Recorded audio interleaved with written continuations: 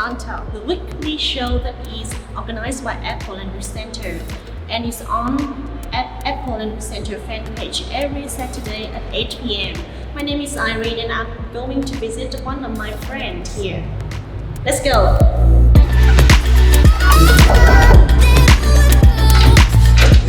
Hello, Sam. Miss Irene, hello. How are you doing? I'm well, how are you? Come in, please. Good.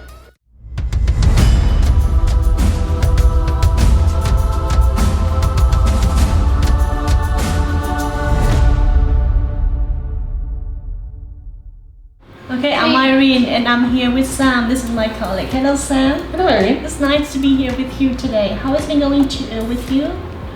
Well, things have been kind of boring without being able to go to work, but it's been nice to focus on some hobbies that I enjoy doing, such as painting and drawing and So, making bread. what do you usually cook or what do you usually paint when you have free time?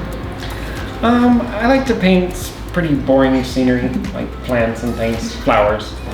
And when I cook, I particularly enjoy eating seafood. So I try to eat local seafood when I can. And I also like to make bread and pizza. I love bread. Well, what are we going to make today? As you can see here. So this is a pretty simple sourdough. Here I have my starter, which is a simple mixture of flour and water that you let ferment. So that ideally is several weeks old. And then the other ingredients are quite simple, just some wheat flour, some water, and some salt. So it's very basic, very simple. Very basic. Yeah. So I can't wait to do it. I have never made bread before. Oh gosh. All right. Okay. Well, let's see how it goes. First, I like to mix the wet ingredients. So we'll take the starter, which again is just a mixture of flour and water that's kind of old. We'll mix in some flour.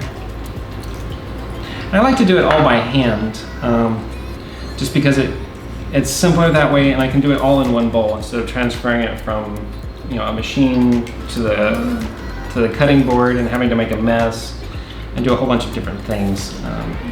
Handmade is always better, right? Yeah. It has a very natural taste that can be mistaken for artificial, right? I agree. So it's doing it by hand like this and with a sourdough starter. One of the drawbacks that it takes a long time, up to 2 days. I usually am able to get my loaf of bread made in about 5 or 6 hours if I mix it in the morning and plan to bake it in the afternoon or early evening. So essentially we end up with this ragged mass that doesn't look like it has much potential right now. But I'll cover this and I'll let it sit at room temperature for half an hour or an hour, and then I'll come and turn it, which is very simple, just folding it on itself for a couple minutes without removing it from the bowl, and then I'll cover it again and then let it sit. I'll go paint or drink beer or whatever. So what is the difference between the sourdough with the other common normal bread? Well, nowadays it's common, especially among commercially produced bread, to use commercially produced yeast, which is fine. It's much quicker and more predictable. I would argue that it doesn't taste quite as good and isn't quite as healthy as a natural sourdough would be. And it's just much more fun and satisfying to me to start with such basic ingredients and end up with something as magnificent as homemade bread. Yeah, so you get a masterpiece after the process, right? Well, it's not always a masterpiece, but sometimes it comes out edible. Yeah. How did you make your natural? The starter, your starter. Sometimes referred to as leaven. It's just a mixture of flour and water. You mix it to about pancake batter consistency. You don't need to measure anything. You just kind of look at it and then let it sit overnight, and every day feed it a little bit of flour and water, and you'll notice that it'll start to bubble and kind of effervesce, almost like a shaken Coca-Cola or something, if that makes sense. Oh wow, that sounds like you growing a plant, right? Exactly. It's alive, and you have to take care of it, and you have to care for it. I mean, some people sing to their starters. I don't quite sing to it, but I appreciate it for the fact that it provides me with food, and so I like to take care of it, and I enjoy watching it thrive. Yeah, wow, that's very careful and thorough process to go through, but it's a lot of fun, right? I think so. I've always enjoyed cooking. Okay.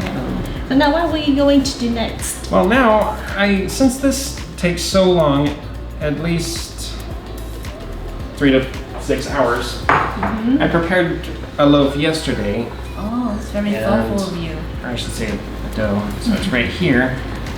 Ah, it is beautiful. Hey, beautiful. Doesn't look like much, but so excuse me. So now what I want to do is I want to score it, which just means to cut it slightly.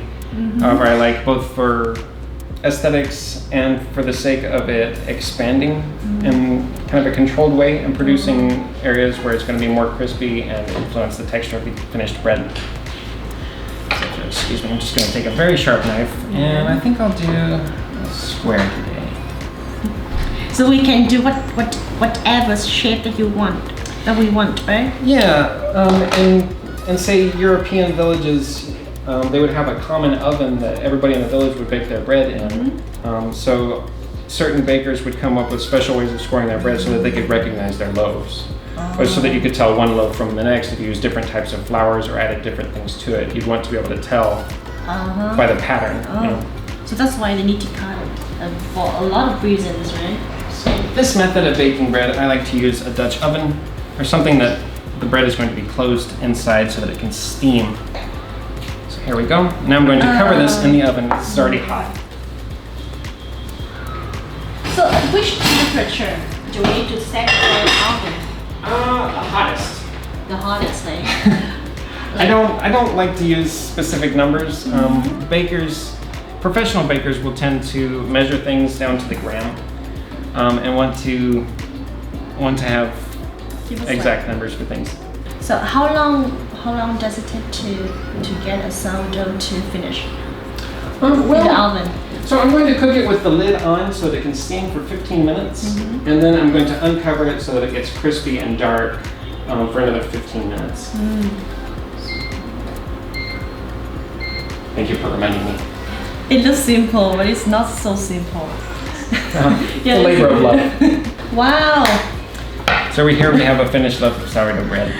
Wow. You can see where it was cut here and it kind of rose, and now it's going to be extra crispy right here, which is the part I like a lot. Wow. Yeah. And what do we usually eat sourdough bread with? Are you just the normal stuff? I like it with butter and jam, or Nutella, which is chocolate spread. But yeah, the children like it. But anything's good. Pate. Yeah, as long as you like it. Okay, so every week we have a question for our viewers, and today Sam's going to give you a question. Okay. Okay. So what makes sourdough sour is same thing that makes nem chua chua, fermentation. Can you name one common household food in Vietnam that is fermented? Okay, great. And the first one to comment and give us the correct answer will get a special gift from Apple and Center. And the answer will be reviewed in the next episode. Okay, I think that's good for today. We are going to see you very soon. Thank you, Sam. Great, thank you, Irene. I will see you guys. Goodbye.